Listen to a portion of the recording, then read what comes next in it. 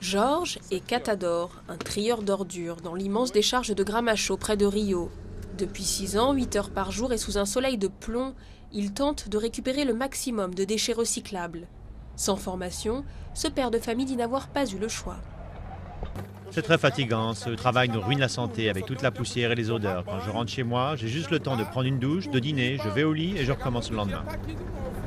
Jorge gagne 1500 reais par mois, l'équivalent de 650 €, soit 3 fois plus que le salaire minimum brésilien. Toute la journée, il chasse les déchets qu'il pourra revendre. Métal, aluminium, plastique.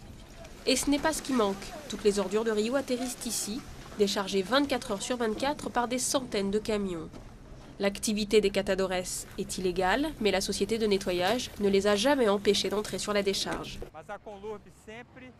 L'entreprise a toujours eu de bonnes relations avec les catadors, car nous avons compris qu'il y a pire que ces conditions de travail. Le pire, c'est de ne pas avoir de travail et de ne pas pouvoir survivre. Survivre à n'importe quel prix et dans des conditions de travail déplorables.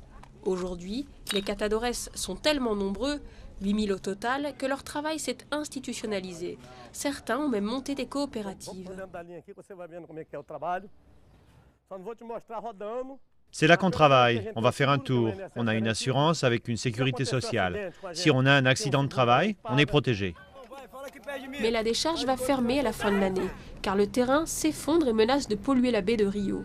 Des milliers de personnes vont se retrouver sans emploi. À quelques mois de la fermeture, l'inquiétude est grande.